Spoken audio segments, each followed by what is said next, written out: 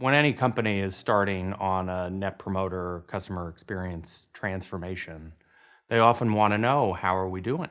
What's the starting place? And then we'll want to know how they're doing as they're making improvements. The answer to that question is actually more complicated than just comparing any net promoter score that they might already be calculating, because within any net promoter system, there are multiple flavors of scores that will be floating around any company. So there's the type where you're just measuring it after a particular interaction and you want to know, how did the last thing go?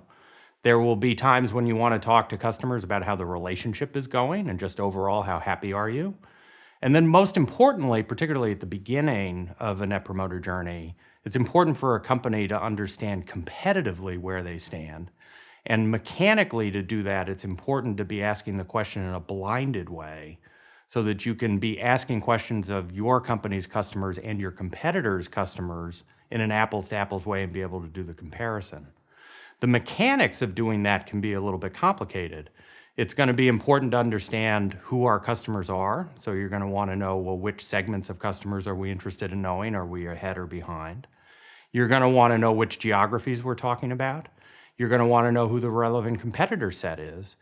And even more importantly, it's often very helpful to get the net promoter score down a level and to understand not just how we stand at the overall relationship level, but to understand the component pieces of all of the various journeys and product experiences that are making up the overall net promoter score, and can be very helpful to get a clean competitive read at the journey level on how they're doing at that within those pieces and why they have those gaps and how far away they are from where they want to be.